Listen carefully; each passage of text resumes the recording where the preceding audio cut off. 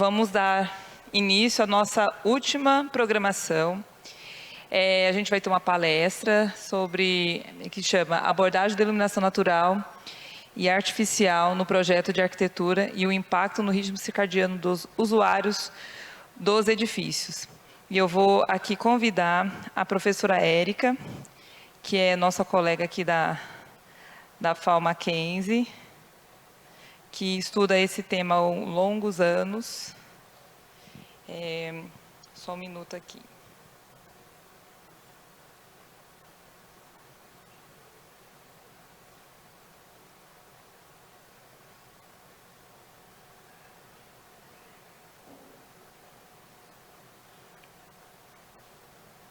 Professora Érica, ela é formada em Arquitetura e Urbanismo pela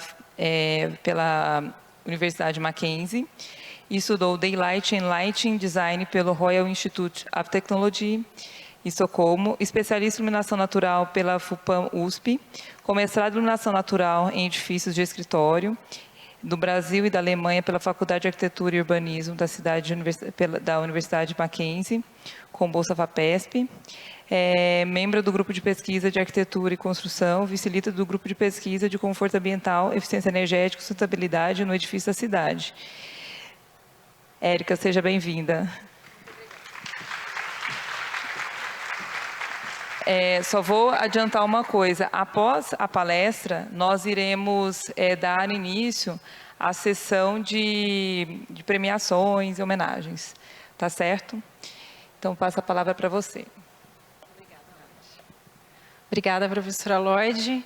Muito obrigada a todos pela presença. Gostaria de parabenizar a professora Lloyd por toda a organização. O evento realmente foi muito, muito perfeito, tudo organizadinho, tudo deu muito certo. Meus parabéns. E a Ariela também, nossa laboratorista, que fez um esforço grande para que tudo desse certo também. Então, parabéns, professora. E muito obrigada por vocês terem vindo. Meu trabalho é sobre iluminação natural e artificial e ritmo circadiano. Eu estudo iluminação natural quase desde a época que eu me formei, né, em 2004.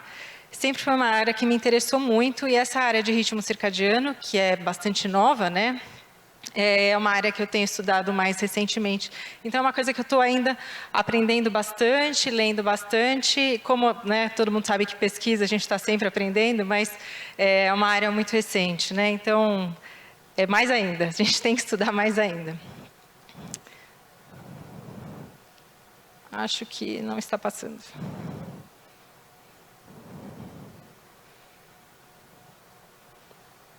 Não está funcionando.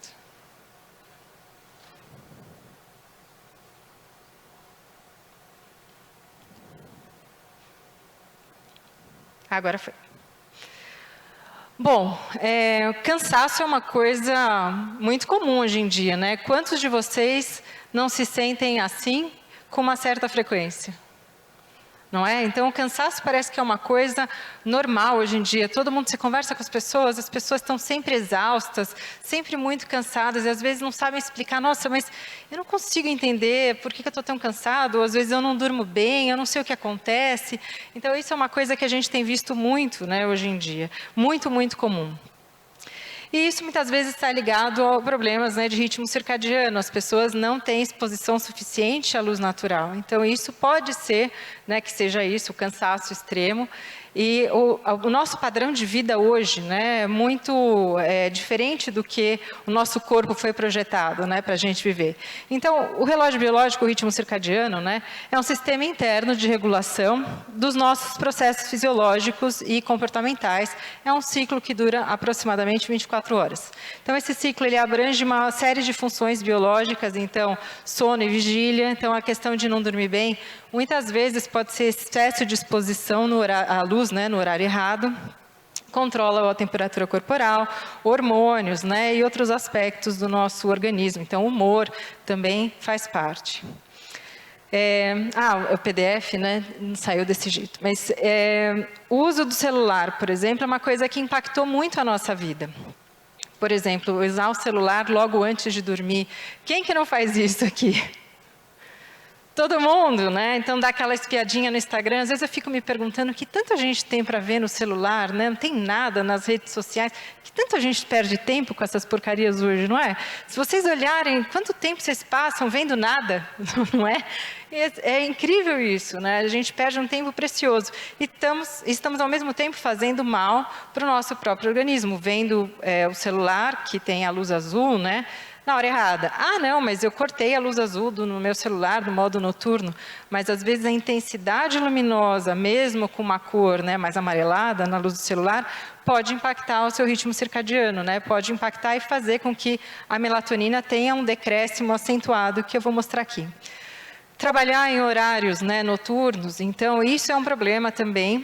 É ótimo, né, por um lado, porque afinal de contas a gente consegue trabalhar mais com a iluminação artificial, nós somos mais produtivos, mais horas de trabalho, né, a gente consegue trabalhar, principalmente sem gerar calor, né, a iluminação hoje com LED é uma facilidade, então não tem problema do calor que a gente tinha antes com a incandescente, né.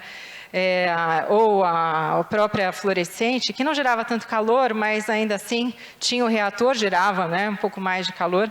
Mas, de qualquer forma, a gente consegue estender o nosso período, né, de trabalho, que é muito bom. Então, a gente tem um aumento da produtividade.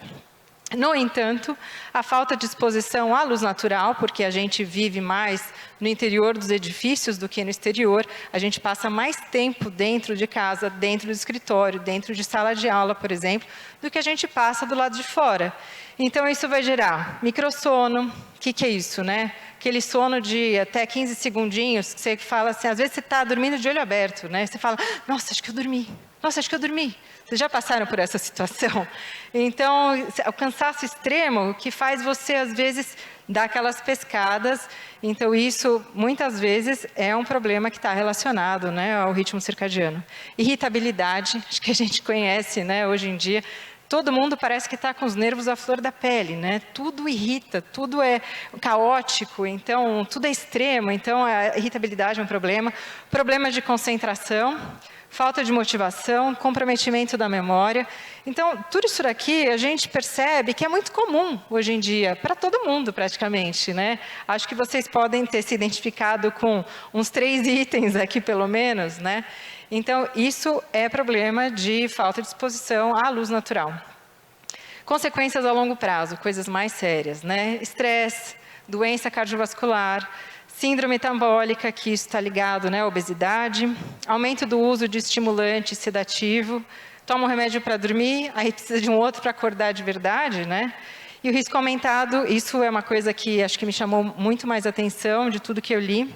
Risco aumentado de câncer de mama em mulheres com excesso de exposição à luz à noite.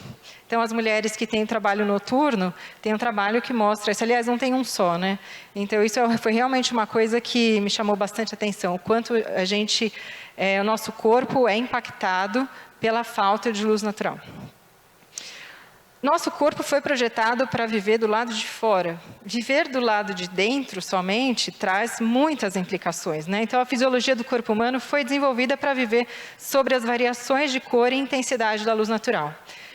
Quando a gente para pensar o que está acontecendo hoje em dia, esse excesso de depressão, acho que nesse momento que a gente está vivendo, né, principalmente na época da pandemia, os casos de depressão aumentaram muito mais. Então, a chance de você ficar deprimido dentro de casa, fechado, no escuro, é muito maior do que ficar deprimido no sol. Eu acho que eu nunca ouvi falar de ninguém que estava deprimido andando na rua, no sol, no parque, na praia. Vocês já ouviram? Mas ficar fechado dentro do quarto, a chance é grande de ter depressão. Então, isso é uma coisa que nós temos que olhar para a situação que a gente vive hoje e ver o que a gente precisa fazer para mudar. Como eram os edifícios altos, né? Como eles eram projetados quando não tinha o recurso da iluminação artificial, né, de qualidade. Então, a lâmpada fluorescente surgiu na década de 40. Antes disso, a gente tinha iluminação só com lâmpada incandescente, que gerava muito calor, né? Era super... não tinha um desempenho bom, né? Não era eficiente, né? Então, como os edifícios eram projetados? A gente percebe aqui que existe uma coisa em comum entre eles. O vazio central, uma planta em U, uma planta em L, né? Os arquitetos projetavam de acordo com o alcance da luz natural. Então, essa dissertação da Carol Willis, que é de 95, é antiga, mas é super, super legal. É um livro fantástico, eu recomendo muito a leitura. Não é de iluminação natural, ela trata de outros assuntos, mas ela fala sobre a questão do projeto de edifícios, né? Como isso foi acontecendo ao longo dos anos, como os edifícios foram mudando. E, segundo ela, os edifícios até 15 pés de profundidade, que isso dá 4,57 metros, eles eram alugados por $3 por pé quadrado. 25 pés, 2,60. Então, os valores iam caindo, os valores de mercado daquele edifício iam caindo. Então, isso chama bastante atenção e esse era um recurso muito importante para os arquitetos usarem para conseguirem fazer com que o edifício tivesse um bom valor no mercado. Então, olha só, né? Estava ligado ao desempenho da luz natural.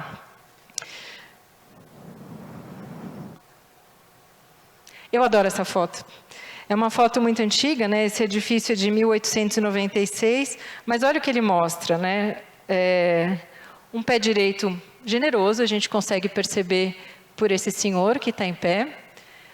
Janelas altas até o teto. As estações de trabalho com as luminárias de mesa. As distâncias são pequenas aqui, né? A gente tem uma outra luminária para ventilação cruzada. Essa imagem, apesar de ser muito antiga, ela vale totalmente para os dias de hoje, né?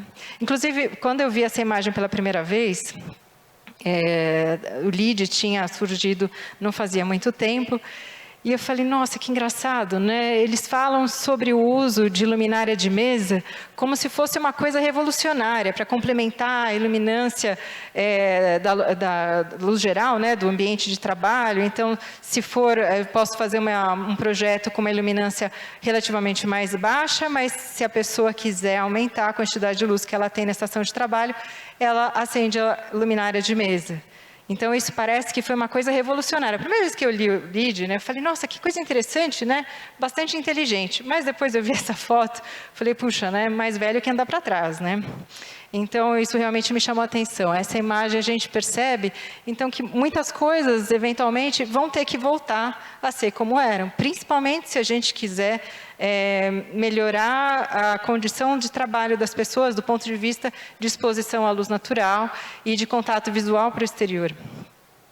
A tecnologia permitiu, então, a construção de edifícios altos, iluminação artificial, o ar-condicionado, que surgiu na década de 50, grandes vãos. Então, os grandes vãos, a gente pôde ter edifícios, né, com escritório open office, tudo aberto. Os funcionários, né, as pessoas passaram a ocupar o edifício numa distância grande das aberturas. O resultado, decréscimo de luz natural, claro, né, não tem como ser diferente, e vistas para o exterior também reduzidas. Isso impactou no ritmo circadiano. Por que as vistas para o exterior são importantes? Não é só por causa de manter o ritmo circadiano regular, mas também porque na hora que você está no computador, seu olho começa a ficar cansado, então seu olho precisa relaxar. E como que eu relaxo o olho? Olhando para a paisagem, longas distâncias, aí o nosso olho começa a relaxar. Então é importantíssimo que a gente faça isso de tempos em tempos, enquanto a gente está trabalhando. Fundamental para a gente manter a saúde dos olhos. Quantas pessoas que trabalham no escritório conseguem fazer isso, né? Ou mesmo aqui, né, a gente na pesquisa, quantas vezes você, a cada 20 minutos, você olha pela janela? Não, você nem lembra que tem a janela, né? Inclusive, é muito comum no escritório a gente presenciar que as pessoas abaixam as persianas e nem lembram de abrir mais, né? Isso é muito, muito comum. Bom, aí a gente chega, né, nas respostas não visuais e as células intrinsecamente fotossensíveis. Então, essas respostas não visuais é exatamente isso, né, o ritmo circadiano. Então, essa pesquisa é recente, então até o começo do século 21, 2001, se eu não me engano, foi quando começaram a perceber que existia mais do que só os cones e bastonetes que faziam parte, né, da visão. Então, essas células ganglionares intrinsecamente fotossensíveis, IPRGCs, elas não são responsáveis pela visão. Elas são responsáveis exatamente pelo ritmo circadiano, né?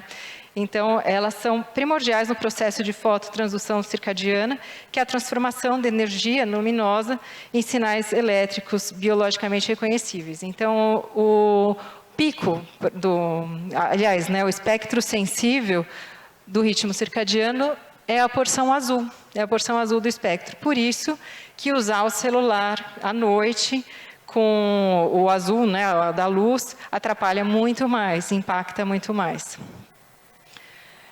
Essa imagem, então, ela mostra a luz chegando aqui nos olhos, atingindo a retina. A retina manda um estímulo nervoso para o núcleo supraquiasmático, que é o nosso relógio biológico, é o marcador mestre.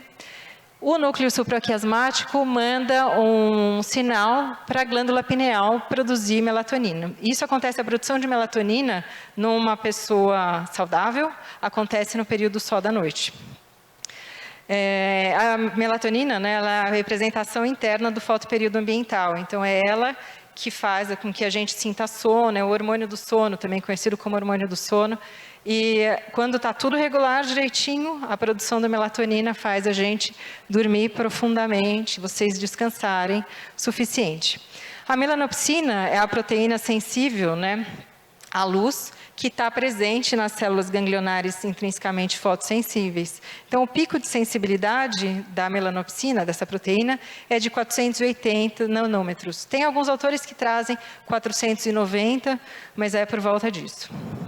São elas as responsáveis, né, por detectar a luz natural e mandar um sinal, né, para o núcleo supraquiasmático. Então, as respostas visuais é a percepção da luz, da escuridão. As respostas não visuais, regulação do ritmo circadiano, regulação da produção de melatonina, dos hormônios, temperatura corporal, controle de padrões de sono e vigília, coordenação, funções biológicas. Então, muitas vezes a gente dorme mal, a sensação de que, nossa, eu não descansei, eu dormi, mas eu não consegui descansar. Por que isso?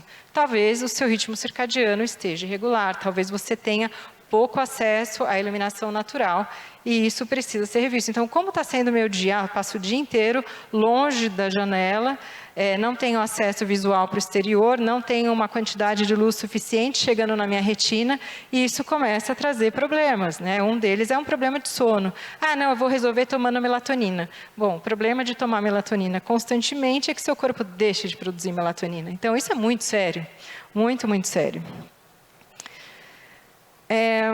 O WELL, né, a certificação WELL, foi a primeira que criou um método de avaliação do potencial circadiano dos edifícios. As métricas ainda não têm um consenso, para falar a verdade. Diversos pesquisadores mostram, por exemplo, resultados diferentes. Recentemente, por exemplo, descobriram que a exposição à luz não precisa ser necessariamente só de manhã. Até muito pouco tempo, um ano atrás talvez, a orientação é que você recebesse luz natural, tivesse acesso à iluminação natural, das 7 da manhã às 10, principalmente, no período da manhã. Então, a luz da manhã é importantíssima para regular o seu relógio biológico, mas pesquisas mais recentes indicam que é possível que, se você tiver acesso à luz natural em outros horários, ela funciona também para regular o ritmo circadiano. Inclusive, para vocês terem uma ideia, né, do poder da iluminação, quando vocês têm aquele sono depois do almoço, se vocês forem para o sol, 4.000 lux, sentarem lá um pouquinho, meia hora no sol, é como se vocês tivessem dormido depois do almoço. Olha só, né? Ou tomado café que depois de 10, 15 minutos, muitas pessoas sentem sono, né? Em seguida, vai para o sol, fica meia horinha lá, pronto, você já está novo. Experimentem fazer isso, é bastante interessante, né? Como muda, né, a nossa vida. Então, esses autores, Lucas e outros autores, desenvolveram uma métrica alternativa ponderada à resposta espectral das células ganglionares intrinsecamente fotossensíveis, que quantifica, então, esses efeitos biológicos da luz. Essa abordagem foi adotada, então, pelo WELL, e a gente tem algumas recomendações, né, quanto que a gente tem que ter num edifício em relação ao lux melanópico equivalente. Aqui a gente pode ver o pico, né, da melanopsina, né, da iluminação melanópica e da visual. Então, a gente tem aqui, por volta dos 480, 490, é o pico aqui para o ritmo circadiano, né, a resposta espectral do ritmo circadiano.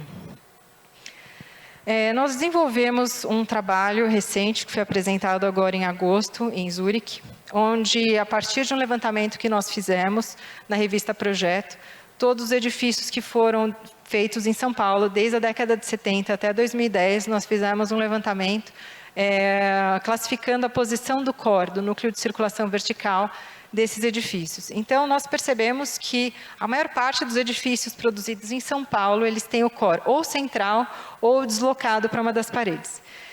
Então, a ideia, né, o objetivo desse trabalho era identificar, nós fizemos um edifício, nós fizemos um edifício padrão aqui, né, de acordo com as dimensões usadas no mercado, as dimensões do core também, e nós quisemos avaliar, então, o desempenho desse pavimento do ponto de vista da iluminação natural em termos de ritmo circadiano. Esses foram os parâmetros que a gente utilizou. Nós usamos a ferramenta Alpha da Solema, que tem uma parceria, né, com o MIT. É um programa bastante interessante, fácil de mexer, mas tem muitas limitações, né? Mas ainda assim é muito, muito interessante. E a medição nesse software não é mais horizontal, então a gente não tem a medição, né, como num luxímetro, que você olha o plano de trabalho. A medição é vertical, quanto de luz chega na retina. Por isso que a gente tem uma altura maior aqui, né, onde está aqui. Então, o grid fica a 1,20 m, não fica mais a 75 centímetros, que é a altura da mesa. O tipo de céu simulado foi céu encoberto e claro. Mais uma vez, né, a simulação é estática, o alfa tem muitos entraves, né? Então, nós tivemos que pensar em algumas alternativas para tentar chegar num resultado um pouco mais próximo do real. Então, simulando com os céus disponíveis, tanto o céu encoberto quanto o céu claro, nós tivemos resultados muito similares, né? Durante o meu trabalho de doutorado, eu estava avaliando sobre, uma das partes, né, a avaliação foi sobre qual tipo de céu usar para simulação computacional. O céu completamente encoberto não era o céu modelo da cidade de São Paulo, então eu fiz um levantamento, aqui a gente pode ver, né, o céu nebuloso, céu parcialmente nublado com dominância para o difuso, céu parcialmente nublado com dominância para o claro e o céu claro. Então, a recorrência de céu claro, que a gente usou aqui na simulação, é só no inverno, quando a gente praticamente não tem chuva, né? A quantidade de chuva que a gente tem no inverno é baixíssima, então, por isso nós temos mais dias de céu claro. O céu de São Paulo tem uma variação maior, então, para parcialmente nublado, que é o que a gente tem que simular, né? De qualquer forma, esse resultado a gente usou para colocar os dados, né, aqui usar o tipo de céu no alfa. E esses foram os resultados. Para o dia 21/3, nós simulamos para vários horários, 7 da manhã, 8, 9, 10, 11, meio-dia. Nós apresentamos só alguns horários aqui, porque são muitas simulações, mas de qualquer forma, o que a gente percebeu? Que a disponibilidade, né, para o ritmo circadiano, de uma maneira geral, era muito boa. Então, o resultado era muito alto. Esses pontinhos vermelhos que vocês estão vendo é a posição da cabeça do usuário. Então, o programa permite que você faça avaliação com 8 posições da cabeça, né, que é a posição do seu olho que interessa. Os resultados foram ótimos, só que tem um problema, né? Esse tipo de resultado é inviável, ninguém usa a luz natural desse jeito. Por quê? Mesmo com um edifício com um vidro de controle solar, isso aqui é muito comum, muito, muito comum. Essa mancha, né, de sol que atrapalha muito, e as pessoas que estão próximas às janelas vão fazer o quê para conseguir trabalhar? Vão abaixar as persianas. E muitas vezes as persianas ficam abaixadas por meses. Tem até pesquisa que mostra isso, né? Que as persianas, uma vez que as pessoas abaixam as persianas, elas esquecem completamente de levantar, porque realmente, né, a prioridade no escritório não é se está vindo luz natural na minha mesa, é o que eu preciso entregar agora. Então, claro, né, ninguém vai prestar atenção nisso, né? Ninguém, exceto nós, arquitetos. Um trabalho muito interessante que eu tive contato na época do mestrado foi esse do Hausladen e outros autores, onde ele mostra que uma fachada, ela não pode ser entendida como um elemento único. Então, nós temos, na zona de luz natural, a parte mais alta aqui da fachada, né, considerando isso um único pavimento. Então, aqui é a área, a zona onde a gente tem mais contribuição de luz natural. A zona de visão, onde as pessoas têm acesso para o exterior, e a gente também tem uma contribuição de luz natural. E essa porção aqui, na zona funcional, como eles chamam, é uma zona onde existe contribuição térmica, pode ser usada para ventilação, mas em termos de iluminação natural, ela não tem contribuição nenhuma. Sendo assim, essa foi uma proposta, né, do doutorado que eu simulei, inclusive, para cá, para esse trabalho que a gente apresentou em Zurique. A proposta é a seguinte, né, deixar essa parte de baixo, né, do peitoril fechado, não deixar o vidro chegando até a parte de baixo, né, até o piso. Vidros de dois tipos, né, 2 vidros de controle solar ou eventualmente até um TVIS mais alto, aqui é um TVIS, Visible transmissão visível de um vidro comum. E aqui a gente tem um vidro com uma transmissão um pouco mais baixa, ainda muito alta. Para vocês terem uma ideia, o edifício Rocha Verá, que vocês talvez conheçam, né, do Aflálio Gasperini, que a gente tem aqui na Avenida Morumbi, na Shukri Zaidan. Na Shukri Zaidan, não na Morumbi. É um edifício que a transmissão visível é de 26%. E essa foto anterior é de lá. Então, embora seja um vidro escuro, né, um vidro com uma transmissão baixa, porque o foco é sempre o consumo de ar-condicionado, ainda assim entra muita luz, muita luz. Na nossa simulação, no alfa, a gente usou um vidro de 32% de transmissão luminosa, que é alto, né? Então, para a gente aqui, que o nosso foco é controlar o calor, principalmente.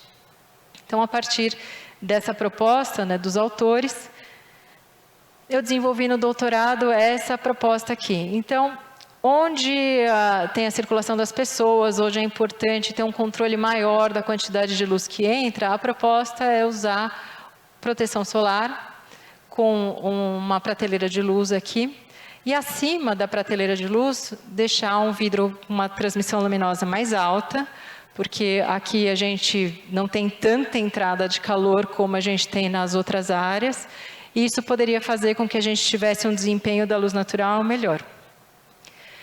Inclusive, para controle do ofuscamento, que ainda assim a gente tem uma iluminância alta, é possível colocar uma persiana aqui embaixo. Então, se eu precisar controlar ainda mais a quantidade de luz que entra no meu pavimento, que pode ser que me incomode aqui na minha estação de trabalho, eu posso usar uma persiana aqui embaixo, né? E eu ainda tenho luz natural entrando por cima.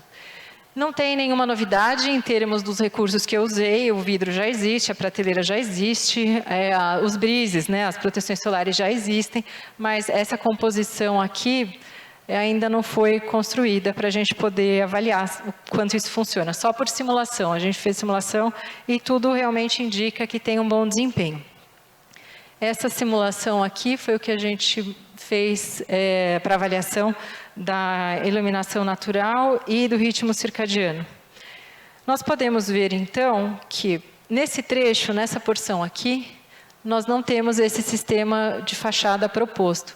A iluminância é de mais de 22.000 lux, e o decréscimo da iluminância no sentido do core, né, é bastante acentuado, 337 lux. O lux melanópico, a gente tem que ter 250, está ótimo, né, atenderia. Aqui, no trecho onde foi usado a proposta, né, da fachada, mais de 5.000 lux. E o decréscimo não foi tão acentuado quanto a gente viu aqui. Do ponto de vista do ritmo circadiano, está ótimo também, né? Atenderia.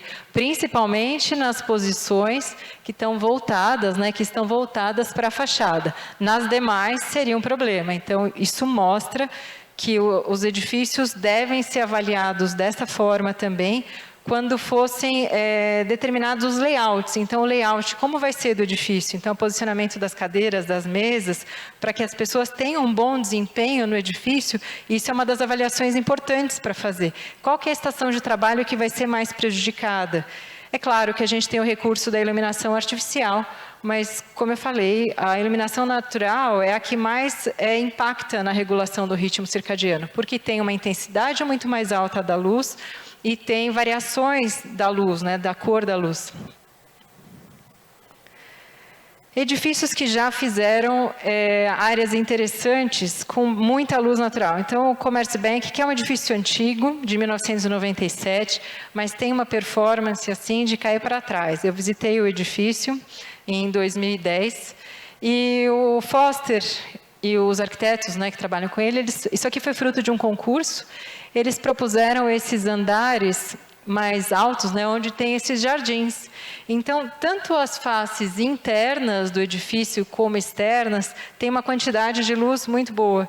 E esses jardins contribuem para a iluminação interna aqui. Eu visitei na época do mestrado, fiz uma simulação do edifício, fui visitar num domingo. Então, embora fosse um banco, né, seja um banco, eu consegui medir com a iluminação desligada. Foi muito legal, né, colocar o luxímetro e perceber que até nos corredores internos aqui, o edifício atende à norma, com tudo desligado. Foi uma experiência e tanto. Eu ouvia falar muito do Commerzbank na época que eu estava na graduação. Eu falei, um dia eu preciso conhecer esse edifício. Nunca ia imaginar que ia acontecer de verdade, né, no mestrado, que ia chegar com o luxímetro e realmente perceber como o edifício é impecável de vários aspectos, muito, muito legal.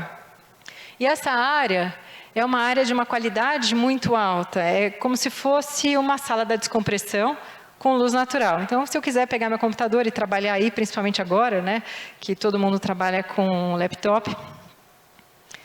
Um outro edifício que eu visitei, na época que eu estudei na Suécia, foi esse edifício, o Think Tank, que na época que eu visitei, eu fiquei completamente alucinada, né? Um edifício construído em madeira, muita madeira, que é muito comum, né, lá nos países nórdicos.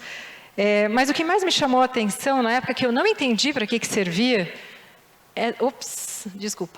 essa janelinha daqui, essa janela maior, que tem a altura de uma pessoa, né? Isso é uma área que cabe uma única cadeira, uma cadeira assim, bem simples, né? Uma cadeira bem simples, para a pessoa simplesmente olhar para o exterior. O exterior desse edifício, esse é o edifício dos Correios de Estocolmo. É uma vista para um campo completamente aberto. E quando eu fui, tinha bastante neve, era muito, muito bonito realmente de visitar. E na época que eu visitei, eu falei, nossa, mas não faz sentido, né? Alguém sair da estação de trabalho para sentar nessa cadeira. E cabia a cadeira, não cabia uma pessoa junto, cabia a cadeira. E ficar olhando para fora, para a neve, eu falei, mas que gente esquisita, né? Para que fazer uma coisa dessa? Eu olhei e saí. Hoje eu acho que foi genial. A proposta dos arquitetos, genial. Porque isso é uma sala da descompressão, a pessoa pode sair, dar uma espairecida, mas ela tem acesso à iluminação natural, que é muito difícil nos países nórdicos. Na época que eu fui para lá, 2005, para vocês terem uma ideia, o Google ainda não existia tão bem. Aliás, era muito ruim, né? O Google praticamente não funcionava. Anos-luz do que está hoje, né? Era muito ruim.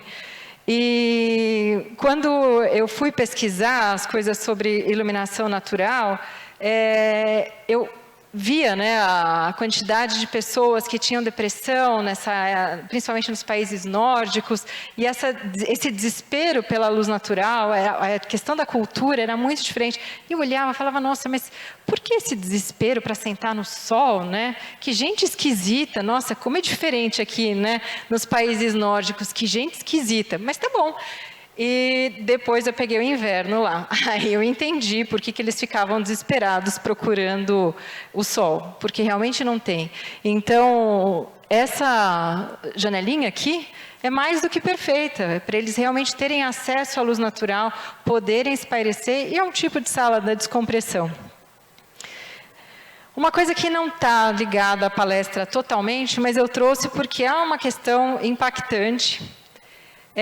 Os edifícios pele de vidro são uma ameaça brutal para os pássaros. A mortalidade dos pássaros aqui, por causa de janela, é essa ordem que vocês estão vendo aqui, em milhões. Isso chama bastante atenção. E o Rocha Verá é um dos edifícios que tem esse problema. Uma aluna minha de iniciação científica fez um estudo de colisão de pássaros em edifícios envidraçados, e ela conversando com uma pessoa da manutenção do Rocha Verá, que é um edifício belíssimo. O paisagismo do Rocha Verá, quem puder ir conhecer, vale a pena. É lindíssimo, é lindíssimo. Acho que é um dos mais bonitos da cidade, assim, é muito, muito bonito, vale a pena conhecer. Só que os pássaros colidem com o vidro e tem uma pessoa responsável por recolher os pássaros mortos de manhã. Isso porque o edifício tem uma fachada inclinada também, então essa fachada de vidro, ela reflete o chão também, o que é um problema. Os pássaros não entendem o vidro, né? Não faz parte do repertório dele o vidro. Ah, vamos colar uma imagem de um passarinho, né, de um falcão lá, para eles devem chegar aquilo como um borrão, não adianta nada. Então, o problema realmente é a gente resolver isso. E uma das coisas que faz com que o número de colisões diminua é usar, por exemplo, brise na fachada. Então, olha só, né, o brise não tem só essa função do controle térmico, do controle da iluminação natural, mas também gera esse impacto positivo para o meio ambiente. Um outro problema, né, que a gente tem em relação à iluminação artificial. Vocês devem ter percebido em casa que a iluminação artificial à noite atrai bichinhos, né? Atrai bichinhos. Vocês estão acostumados a ver isso na luminária. Mas atrai pássaro também. O que vocês estão vendo é aquele tributo para as Torres Gêmeas, em Nova York. E esses pontinhos brilhando aqui são pássaros e mariposas. Então, os pássaros, eles voam, ficam completamente desorientados, colidem entre si, ficam cansados e morrem. Inclusive, eu trouxe essa matéria, né, um trechinho da matéria do New York Times, para vocês verem, né, quão grave é isso. E uma coincidência horrorosa, né, que no dia 11 de setembro, quando essas luzes são acesas, é o dia da migração dos pássaros nos Estados Unidos. Olha que coincidência horrorosa, né? E os pássaros acabam morrendo aí, porque eles ficam presos, desorientados por causa do excesso de luz. Então, bem no dia da migração, no dia 11 de setembro, né? Uma coincidência horrorosa. Então, as pessoas ficam sentadas nas coberturas e elas contam o número de pássaros que tem voando e, a partir do momento, desligam as luzes, esperam os pássaros dissiparem, e aí ligam novamente. Então, é realmente um problema. Para vocês terem uma noção, teve uma população de morcegos, isso aconteceu na Inglaterra, numa cidade do interior, eu não vou lembrar qual, mas eles resolveram iluminar uma via que não tinha iluminação nenhuma. E uma população de morcegos inteira foi dizimado, porque para cruzar aquela área da avenida, da rua, né, que não tinha iluminação, eles iam beber água no rio, ali do lado. E a população de morcegos foi absolutamente dizimada. Então, é um impacto grande, não só para a gente, mas para os bichos que vivem com a gente, né, no mesmo planeta, que tem tanto o direito quanto a gente, né, de viver aqui. Então, é isso. Muito obrigada.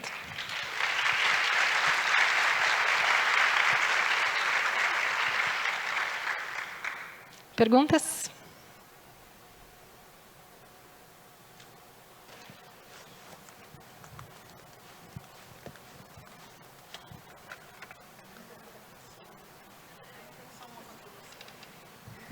Oi.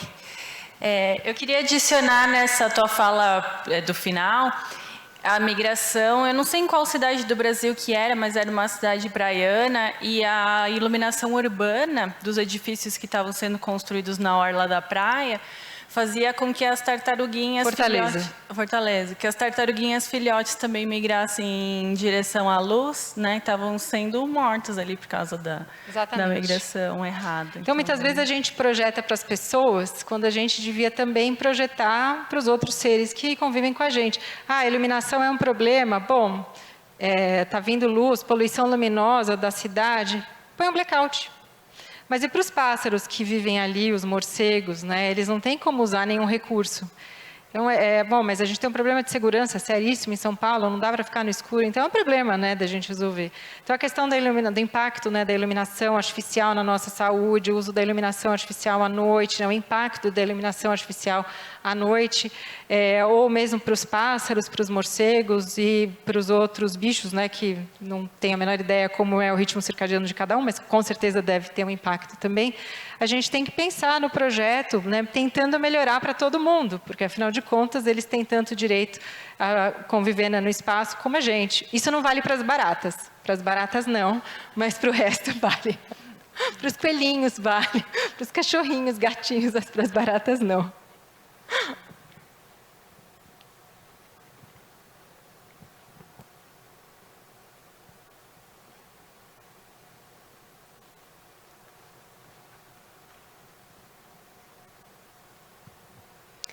Boa noite. Eu tenho uma dúvida em relação ao ciclo circadiano, muito mais um interesse pessoal. As pessoas elas têm o costume de à noite, né, se forem muito sensíveis à luz, de colocarem blackout para dormir. Eu queria saber como é que isso impacta, por exemplo, a questão do ciclo circadiano, porque eu imagino que seja algo positivo, você eliminar a luz. Por outro lado, quando essas pessoas vão dormir em um outro lugar, por exemplo, num quarto de hotel, que não tem um blackout tão eficiente, a dificuldade para dormir é enorme. Como é que isso funciona? Nessa situação de você dormir fora de casa, você tem que levar aquela venda, né, para os olhos, mas realmente, acho que eu esqueci de mencionar, esqueci de mencionar naquele gráfico que eu mostrei, que é um gráfico bastante interessante também, da produção de melatonina. Aqui nós vemos a produção de um indivíduo saudável numa noite completamente escura. Então a produção de melatonina, ela começa a aumentar, tem alguns picos, né, mas de uma maneira geral ela é muito alta, ou seja, esse indivíduo vai dormir muito bem, com certeza absoluta. Esse decréscimo aqui é com um impulso luminoso no nível dos seus olhos. Então olha só a encrenca, né? Por isso que muitas pessoas perdem o sono à noite. Fiquei olhando coisa no celular, perdi o sono. Não, você não perdeu o sono só porque você viu um monte de asneira. É porque você estava com a luz bem no seu olho, né? Então, olha só, aqui a gente tem um decréscimo grande para conseguir fazer com que a melatonina recupere, né, ou chegue próximo do nível que ela estava.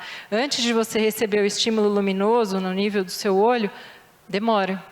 Então, por isso as pessoas muitas vezes dormem mal, porque elas têm um estímulo luminoso no horário que elas não poderiam ter. Então, realmente, é importantíssimo dormir no breu total, sem luz nenhuma, porque isso vai fazer com que você durma melhor, chegue, né, no sono reparador, no sono REM, né?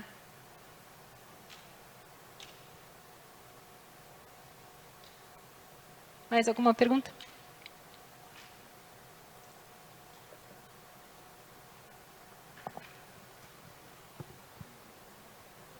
E aqui é um indivíduo tetraplégico com uma lesão na vértebra C6, na cervical, né, vértebra sexta, vértebra cervical. Então, o ritmo circadiano é praticamente inexistente. A pessoa vai dormir no horário errado, vai acordar no horário errado. Então, isso aqui é uma pessoa que sofreu uma lesão, um comprometimento aqui para o impulso nervoso chegar na glândula pineal. Oi, Érica, tudo bem? Tudo bem? Aqui. Oi. Matheus, meu nome. Eu tenho uma curiosidade e queria saber se você tem alguma coisa para indicar quanto à simulação, à validação e calibração de simulação de luz espectral, com o alfa, por exemplo. Se a gente fez alguma simulação e comparou com o real e a gente comparou com o alfa? Eu perdi a voz aqui, mas mais ou menos isso. Se vocês fizeram isso e se não fizeram, se tem gente fazendo, se tem métodos já quanto isso. Tem. Inclusive, em Zurique eu encontrei o Alstam, da Solema, né? E ele estava me falando que ele fez um dispositivo, né, um sensor para medição de luminância, lux melanópico. Então, ele fez esse sensor e conversando com o professor Ruticai, ele me falou que outros lugares já estão usando. Eu mesma nunca fiz, gostaria muito de fazer. Na verdade, é uma próxima pesquisa que eu já até fiz uma proposta. Então, toda vez que eu faço a simulação, eu estava até falando para o professor Ruticai, eu sempre acho que pode estar errado. A primeira coisa que eu faço é duvidar se aquele resultado deu certo, porque são tantos dados que muitas vezes você tem que entrar, que o risco de dar errado é grande. Então, você precisa repassar por tudo e ver se tudo que você fez de fato estava certo, se os dados de entrada, não dá só para apertar um botão e acreditar. Então, eu honestamente gostaria muito de poder fazer uma pesquisa comparando sim, mas ainda não fiz.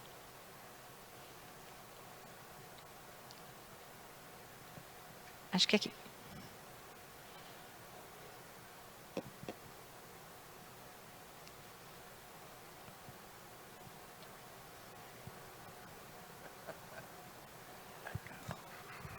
Boa tarde, Érica. Boa tarde. Parabéns pela palestra brilhante.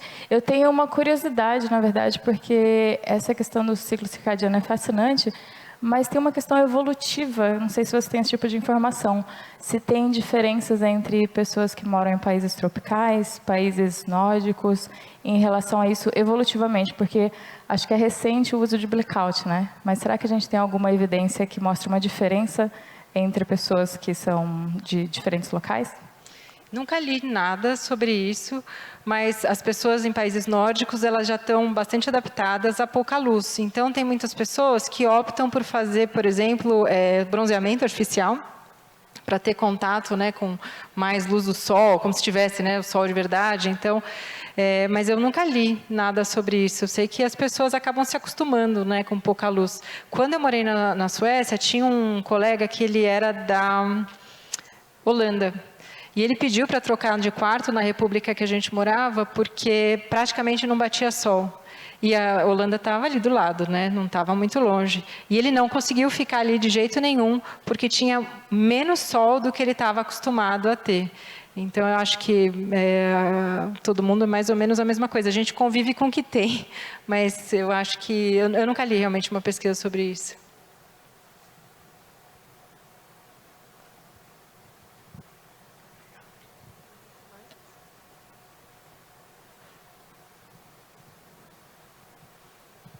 Oi, eu de novo. Oi. Eu tenho duas questões, na verdade, para comentar. Até tu comentou dessa atração da luz pelos pássaros, etc. E uma questão da luz branca que é bastante difundida, mas a minha pergunta é no sentido assim, se existem estudos e orientações em relação a isso, porque no meio urbano eu vejo que agora está sendo muita lâmpada de vapor trocada por LED, né? E LED branco. E é sabido que o branco atrai também vetores, né? Dengue, chikungunya. Então, se existem discussões nesse patamar aí sendo verificadas, e também questões de iluminação que, não sei se é bem essa palavra característica, que elas englobam características solares, porque eu vejo na arquitetura muita introdução dessas lâmpadas que agora conseguem que as plantas façam fotossíntese dentro de casa, enfim, para ter horta, etc. São lâmpadas, na verdade, a cor, na verdade, é rosa, ela tem um espectro específico para produzir mais. Então, é uma lâmpada que é toda rosa, o espectro dela é todo rosa, e ela faz naquela intensidade produzir mais. Então, para cada estágio da planta, em termos de crescimento, então, se eu preciso que uma planta floresça mais, eu uso um espectro. Se eu preciso que ela dê mais fruta, né, eu uso outro espectro. Então, esses estudos já existem. O impacto do LED no meio urbano, eu vou ser honesta com você, não é uma coisa que eu leio muito. Eu sei que tem muita discussão sobre esse impacto. O problema é que eu acho que não vai voltar a ter outro tipo de recurso luminoso, porque é pouco eficiente, né? O LED é muito eficiente, gasta pouco, mas tem esse problema de ser extremamente branco, com espectro, né, azulado, então no azul muito alto. Então, realmente, é um impacto grande, mas nunca li muita coisa a respeito, né? Nunca pesquisei de forma aprofundada. Talvez uma coisa com a indústria, né? Que precisaria ser verificada essa temperatura da cor, enfim, em relação à implantação.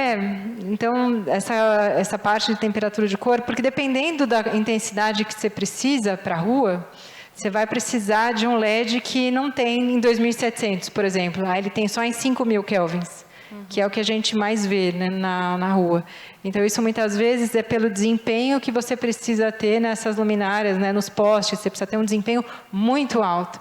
Então, realmente, você só vai encontrar com uma temperatura de cor muito mais alta.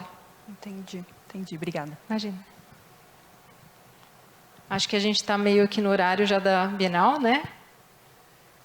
Mais alguma pergunta?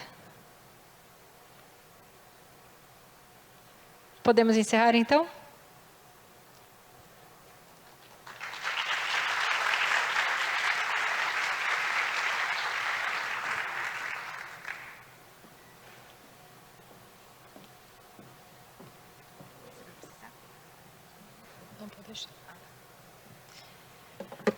Bom, agora está chegando aquele momento que está todo mundo esperando, coração assim a mil, né? Que a gente vai falar o balanço um pouco aqui do nosso evento. Eu vou e também as premiações. Eu vou chamar aqui, primeiramente, o professor Fernando e a professora Carolina, que fizeram a coordenação aqui da Bienal, né? O professor Fernando, que está na frente dessa coordenação há muitos anos. E também a gente teve projetos muito legais, eles vão falar um pouquinho aqui.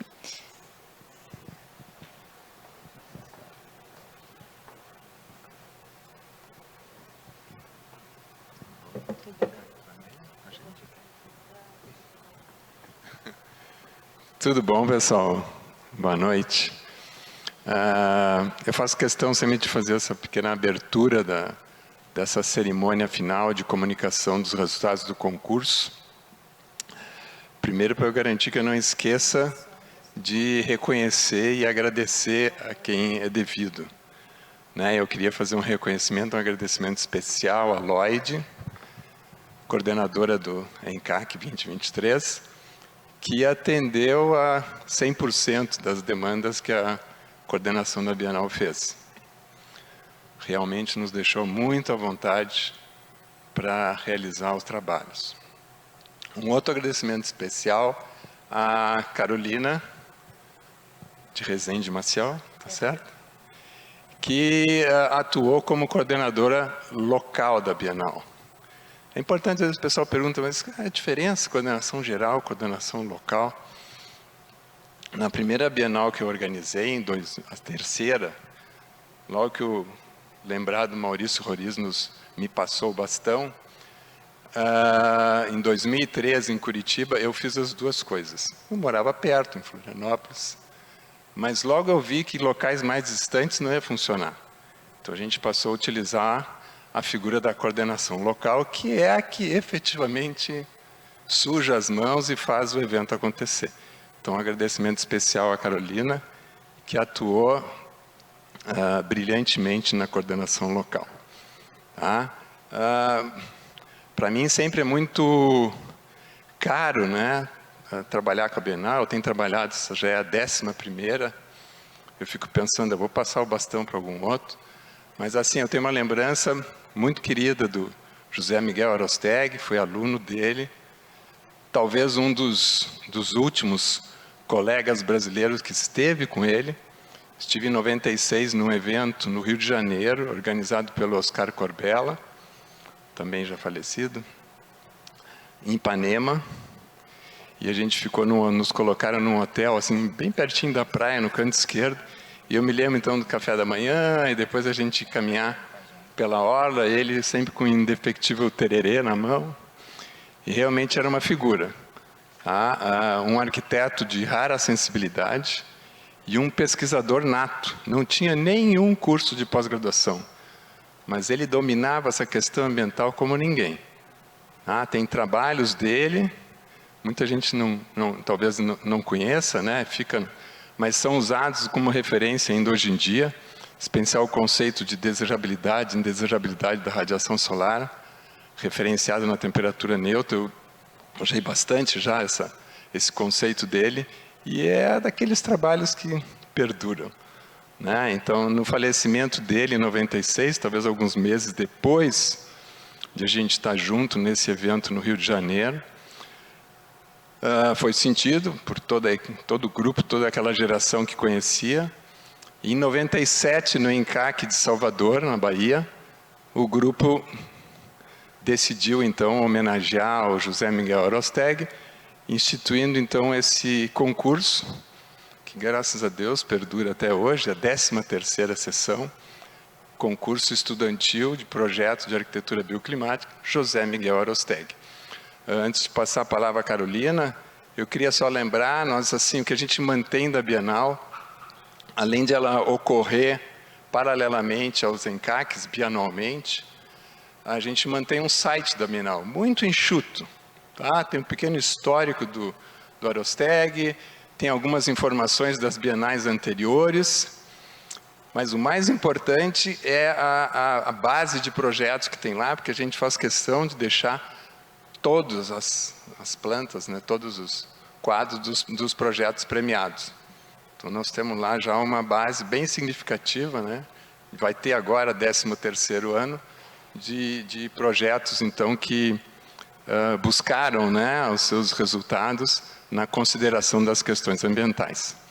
Então, acho que vocês estão loucos para saber qual foi o resultado. Eu vou passar a palavra à Carolina, que oficialmente, então, vai contar para vocês como é que... Ah, me desculpe, tem mais uma coisa, antes de passar para a Carol. Desculpe, Carol. Tem uma coisa muito importante, e eu não posso esquecer. Eu me lembro que numa Bienal eu já esqueci. Eu estava pensando agora, vou esquecer de novo. Não. Um concurso, qualquer concurso que seja, ele só tem sucesso através de 2 grupos. Qualidade dos projetos que são submetidos e a comissão julgadora.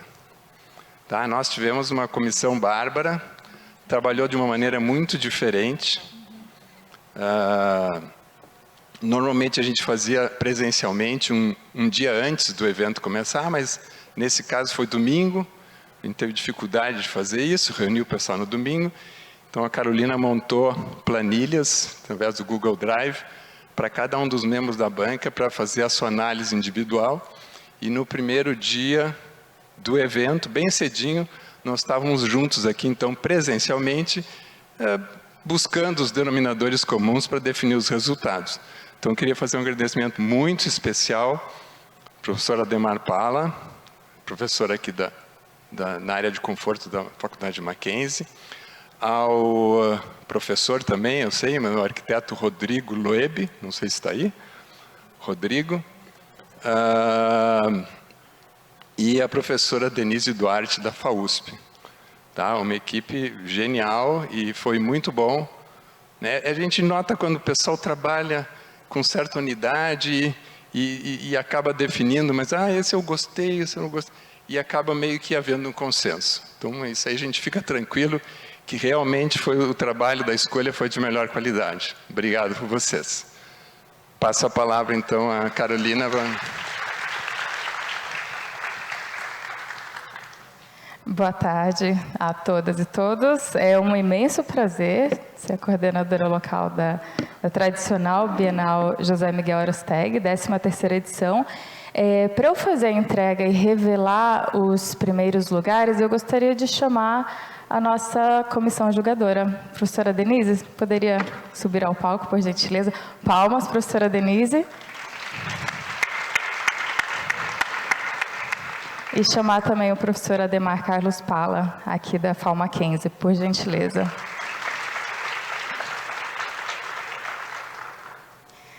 Então, só para a gente contextualizar, recebemos 24 trabalhos da América Latina, englobando Brasil, Uruguai e Argentina. Então, a gente teve um resultado bastante diverso em representação geográfica. Será que eu faço suspense? Já posso revelar? Vou começar pelo 3º lugar e depois a gente vai fazer as menções honrosas também. Então, dos 24 trabalhos que recebemos, 12 foram escolhidos para fazerem parte da exposição que vocês viram lá no saguão principal da FAU. Esses 12 trabalhos vão ficar expostos também no site da Bienal e a gente vai anunciar, então, primeiro o 3º lugar foi latino-americano, né? Universidade de la República do Uruguai, a aluna Valentina Alzati, com orientação de Pablo Frontini e Constance Zurmendi. A equipe está aí? Tem alguém para receber?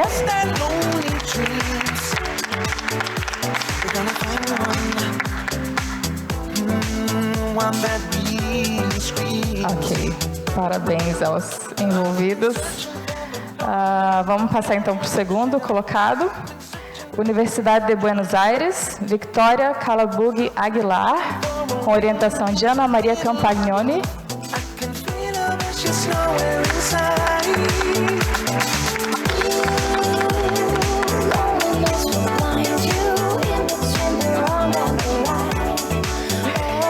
E do 1º lugar, também a Universidade de Buenos Aires, Nicole Nathalie Correia, Luiz Inácio Penise Maniverde e orientação de Jorge Maruzic.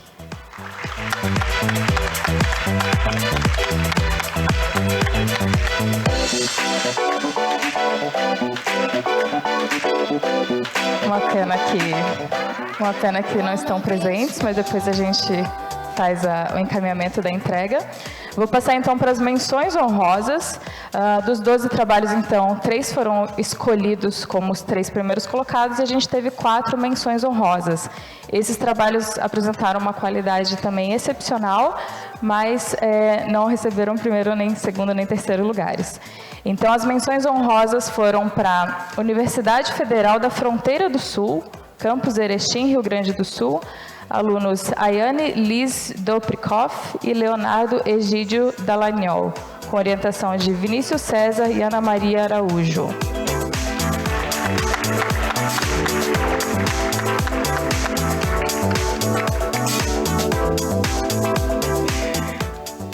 Ok, parabéns. Universidade Federal da Fronteira Sul. Mais uma menção honrosa também foi para a Universidade de Buenos Aires, Renata Veda, com orientação de Jorge Maruzic e Sebastian Porchetto.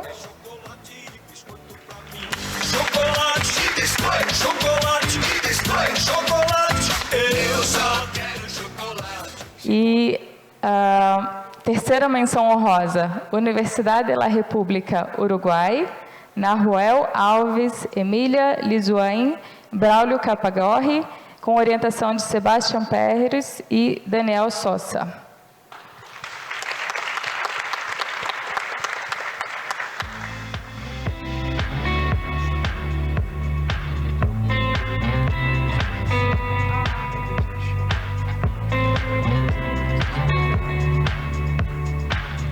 A última menção honrosa, Universidade de la República Uruguai, Ignacio Aguilera, Rodrigo Rouco e Lucia Tonossi, com orientação de Sebastian Pérez e Daniel Sosa.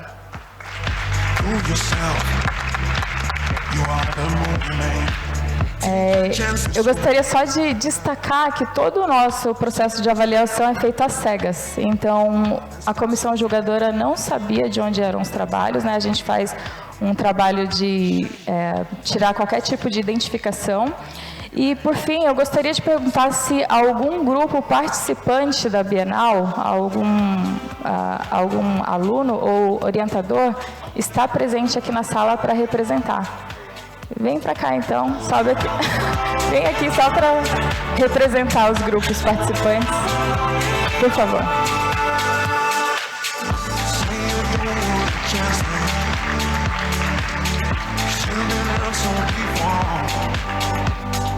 Want you now, Venus in the sky. How he doesn't want no more.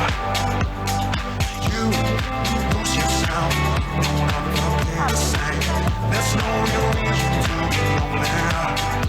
I said be yourself, give your free will a chance. You've got to learn to succeed.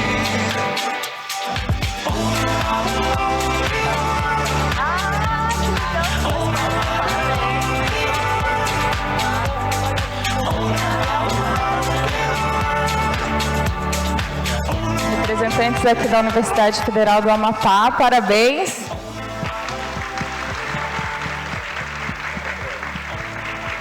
Está exposto lá o trabalho de vocês no Instagram, né? Muito bom, parabéns, viu, grupo? Vocês representaram muito bem região norte, parabéns.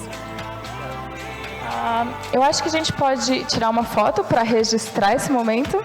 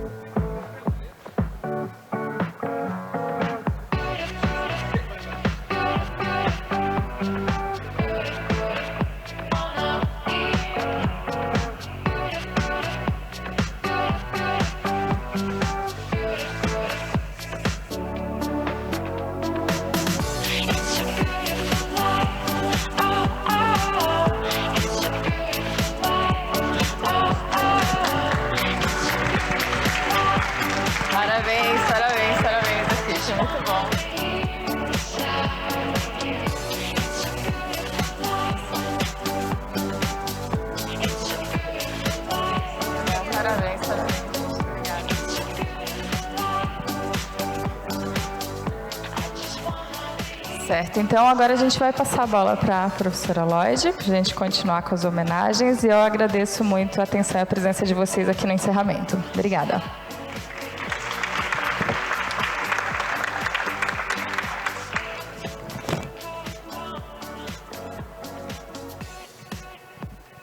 Agora eu chamo a Kellen para falar um pouco aqui da nossa premiação, que a gente tem uma premiação de artigos, né? Isso é bem interessante. E ela vai fazer toda a apresentação aqui. Aqui eu enxergo.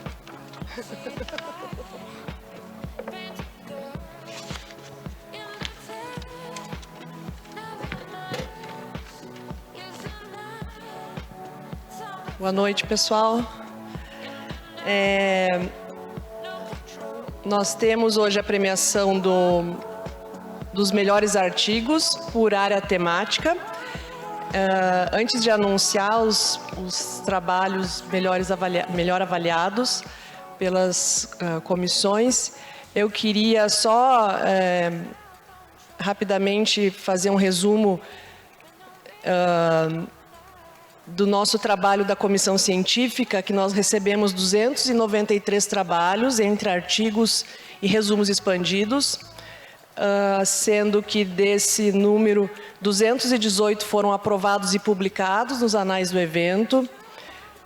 Pela primeira vez a gente teve a oportunidade de publicar os anais no portal de eventos da ANTAC, e a partir desse ano os nossos artigos serão todos publicados e esperamos, a partir de 2025, também submetidos nessa mesma plataforma, para facilitar todo o processo para todo mundo.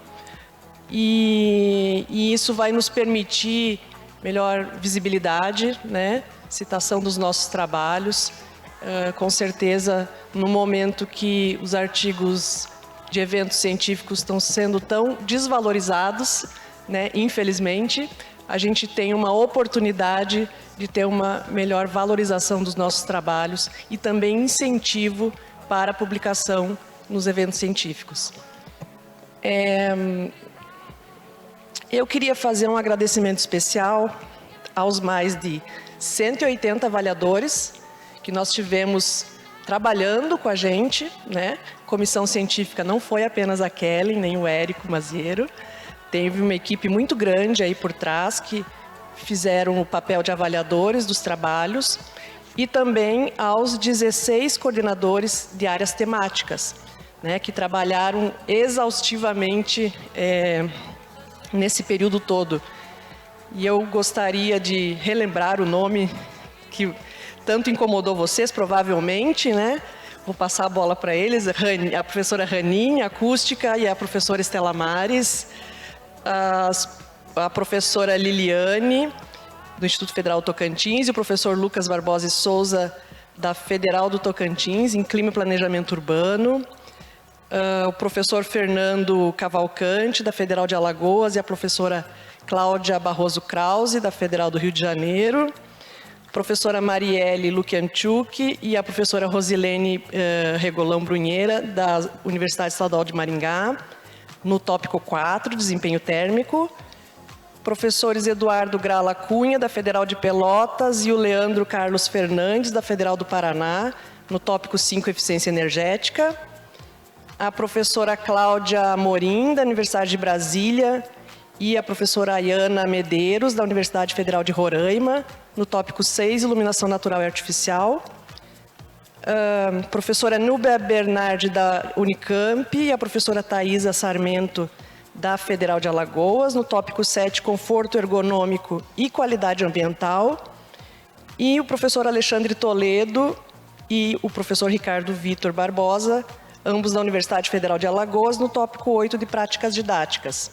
Então, gostaria de uma salva de palmas a todos e a todas que colaboraram enormemente com o nosso trabalho ao longo de longos meses. Alguém da comissão está aí? Tem, né? Tem um pessoal aí que eu vi. Vamos levantar para bater palmas para esse pessoal que trabalhou bastante. Trabalharam firme com a gente. se eu incomodei os autores, vocês não imaginam eles. O quanto eu fiquei enchendo o saco deles.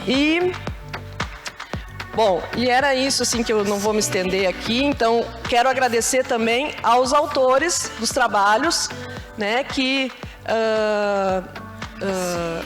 publicaram os seus artigos, submeteram os artigos para o nosso evento, que é o nosso evento querido, né?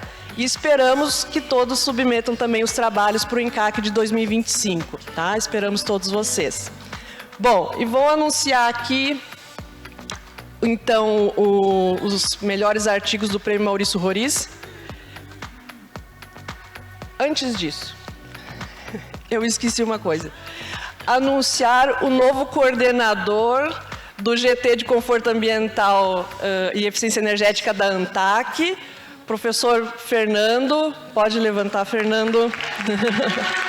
Professor Fernando Cavalcante, da Federal de Alagoas, vai assumir o meu papel aí, daqui para frente. A partir de amanhã já posso descansar, né? Vai assumir o papel da coordenação. A gente vai trabalhar junto, eu fico na vice-coordenação. E quero agradecer ao Érico Maziero. Tá aí, Érico? Lá no fundo.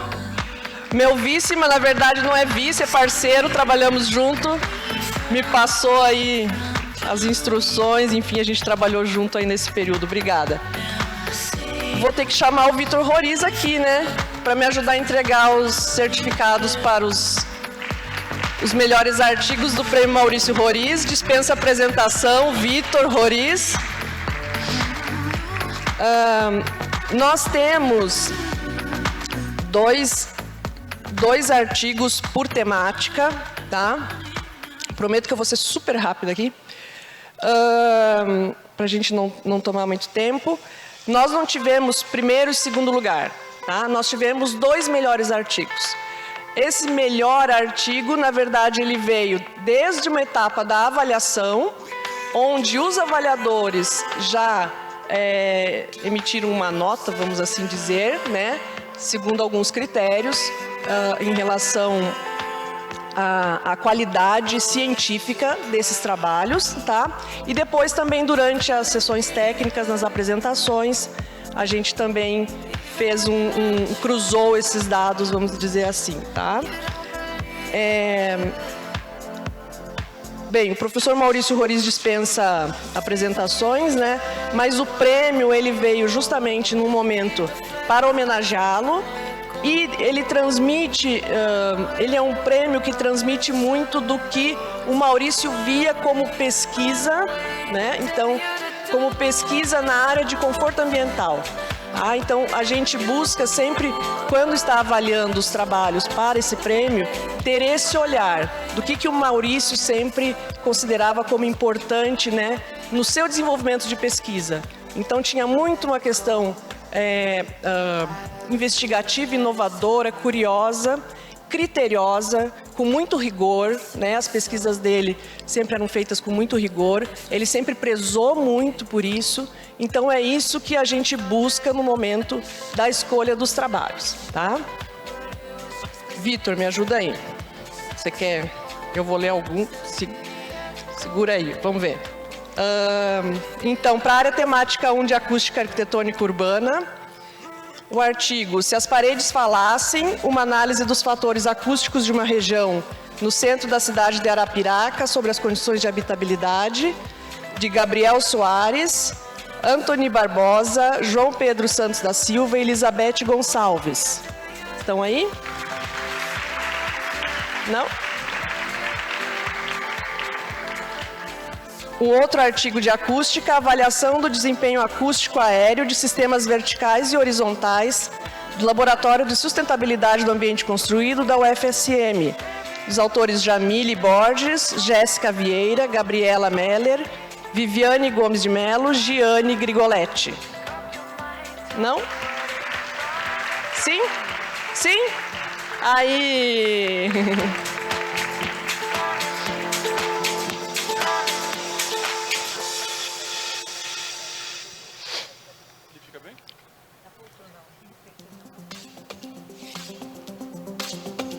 Parabéns.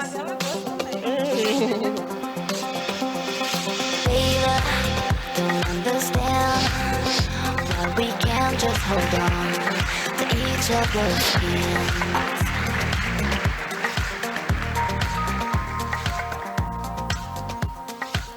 Da área temática 2, Clima e Planejamento Urbano, propuesta de método de valoração de la sombra vegetal em espaços públicos em Colômbia a partir de la temperatura del aire e la precipitação segundo cenários de câmbio climático. De Manuela Murilo, estão aí? Sim? João Sebastião Caia Medina, Lucas Arango Dias e Sebastião Pinto Quintero. E o outro trabalho, avaliação comparativa da temperatura de superfície e indicadores geoespaciais da cidade de São Paulo, de Yara Nogueira Ligori e Leonardo Marques Monteiro.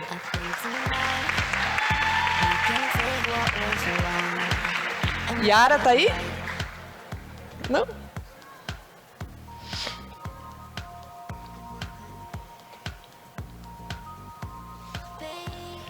Da área temática 3, eu vou chamando aqui, tá, pessoal? Conforto térmico. O artigo Uso de redes neurais artificiais para estimação do voto de percepção térmica a céu aberto em clima tropical de savana, de Tomás Onuma, Ivan Julio Apolônio Callejas e Luciane Cleonice Durante.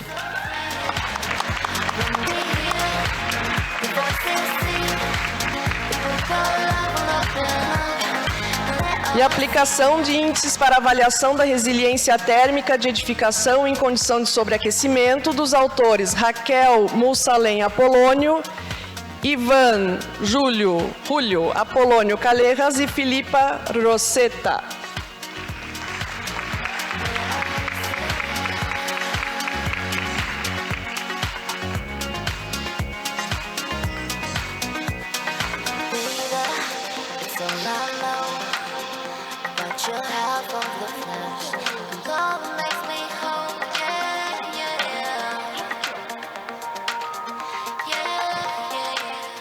No tópico 4, desempenho térmico do ambiente construído, o artigo Zonas bioclimáticas, variabilidade climática e áreas de transição bioclimática, de João Roberto Gomes de Faria.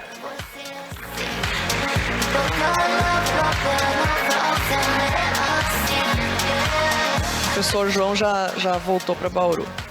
E o outro artigo do tópico 4, inferências para ventilação cruzada em ambientes internos a partir da simulação aerodinâmica, de Mariana Bittar, André Luiz de Araújo, Odenir de Almeida, Temes Lima Fernandes Martins e Maurício Souza.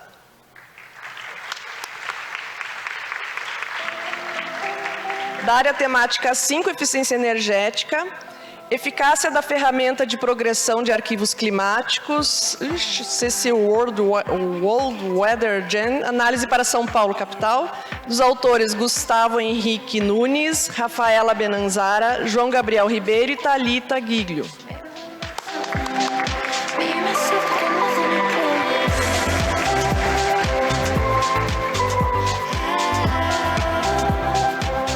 E o outro artigo da área temática 5, análises do desempenho térmico dos tipos de radiadores aplicados ao enfriamento radiativo noturno de uma câmara climática, de Eduardo Gonçalves Cruz e Eduardo Krieger.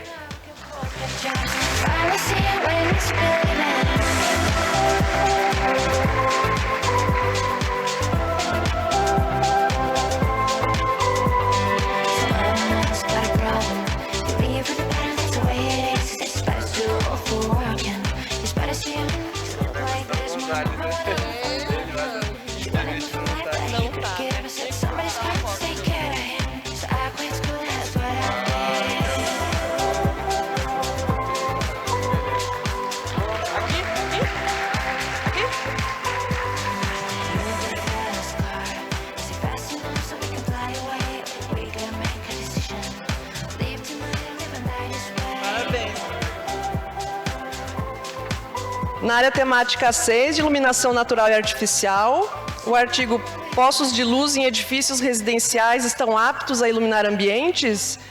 De Carla Cristina de Freitas Jorge Abraão, Janete Vieira da Silva, Thaís Lobo, Alice Oliveira, Roberta Gonçalves de Souza e Ana Carolina Veloso.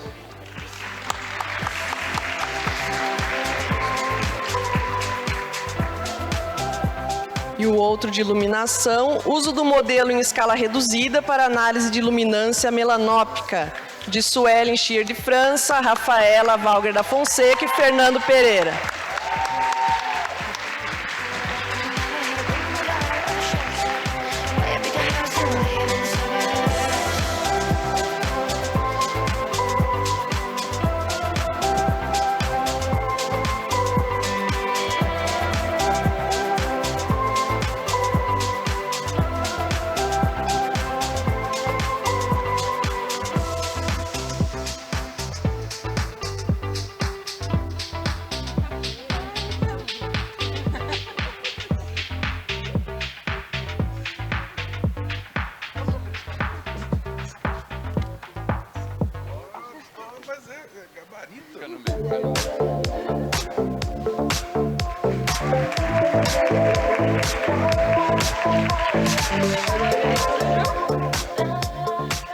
No tópico 7, conforto ergonômico e qualidade ambiental, o artigo Avaliação de percursos de pedestres, proposta de um índice a partir das inter-relações entre caminhabilidade e conforto ambiental, de Paula Lelis Rabelo Albala e Roberta Cronca.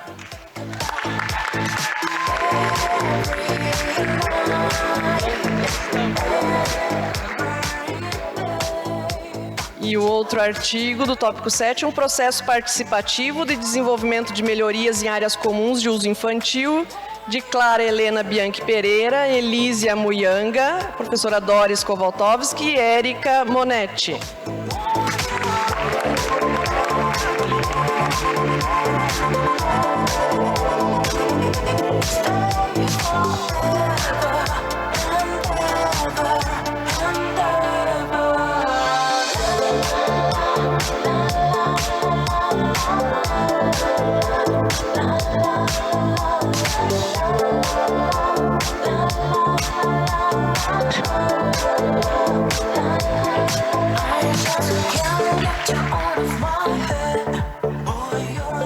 E o último tópico 8, de práticas didáticas em conforto ambiental e ergonômico, qualidade ambiental. O artigo Sensibilização aos conceitos de conforto ambiental, experiência didático-pedagógica em escola itinerante, de Eduardo Gasparello Lima, Cristina Cavalcante, Laís de Guzmão Coutinho e Mônica dos Santos Uzum.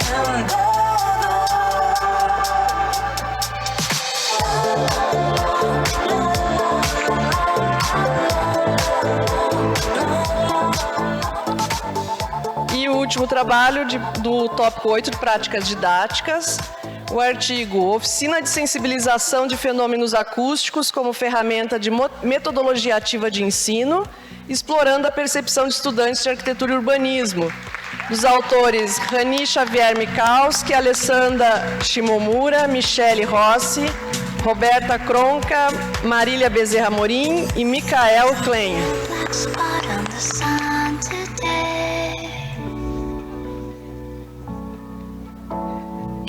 Same old thing as yesterday. There's a placard caught in a high treetop. There's a flagpole rack and the wind won't stop. I have stood it before inside a pouring rain with the words and seconds running round my brain. I guess I'm always hoping that you'll end this rain, but it's my destiny to be the king of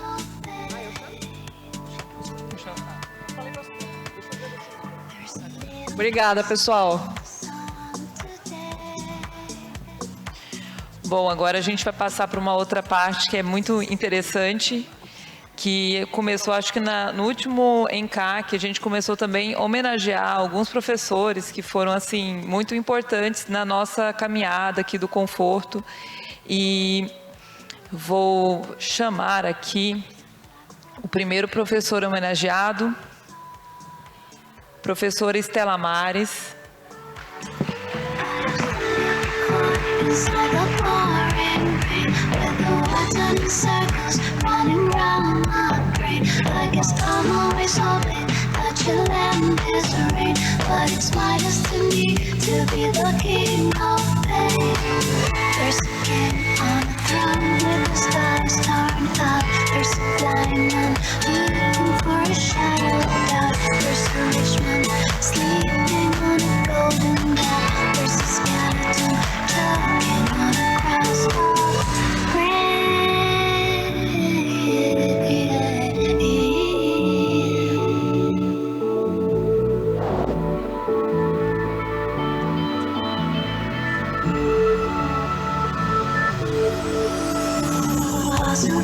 O outro professor homenageado é o professor Fernando Pereira, que há tantos anos também colabora com o nosso ENCAC, com a Bienal.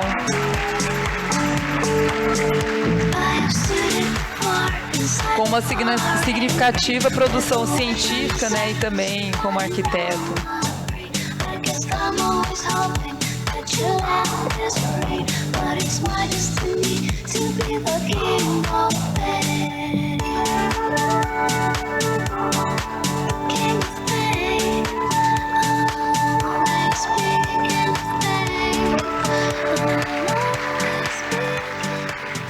A outra professora homenageada, ela não pôde estar aqui, mas eu vou pedir para a professora, acho que a Denise podia fazer essa ordem aqui para a gente, que é a professora Márcia Lucci.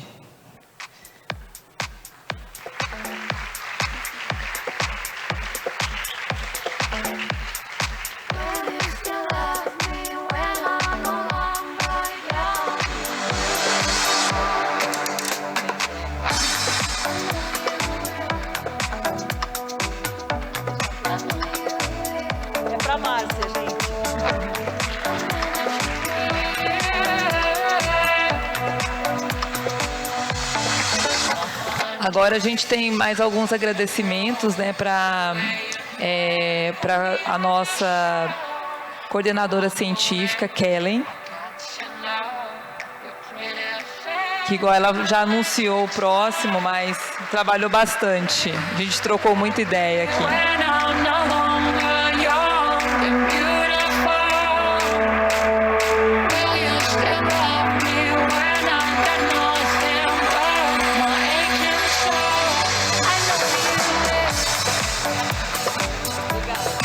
Agora eu queria pedir para a professora Maria Augusta, que é a nossa professora aqui da casa, você, vir aqui, porque eu também queria agradecer publicamente à Universidade Presbiteriana Mackenzie por todo o auxílio que nos deu aqui. E a professora Maria Augusta vai representar a universidade, porque o nosso diretor não pôde estar aqui no momento.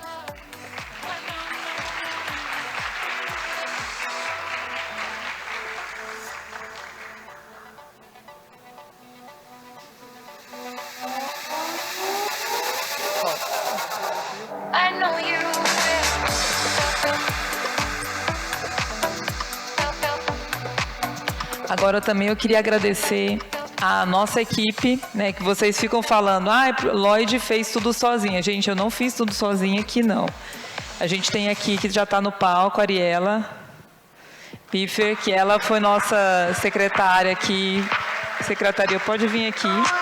Eu queria chamar a equipe toda para vir no palco, que está aqui, os nossos estagiários. Mônica, Camila, a Tatiana, eu acho que já acabou de sair. Venham aqui. Queria também chamar a professora Carol, que está aqui também, que era da nossa comissão. Também agradeço a professora Saskia, que ela não pôde estar aqui porque ela teve que dar aula. Mas o nosso agradecimento fica aqui. A Maria Augusta também pode vir, que está na nossa comissão. E a professora Márcia Regina. Aliás, Célia Regina Meirelles. Tem ela toda maravilhosa.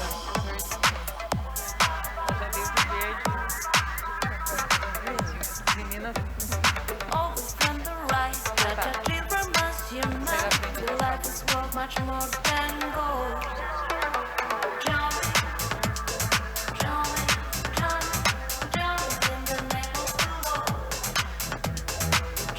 Bom, gente, declaro, como diz a Carol, encerrado este ENCAC. Antes,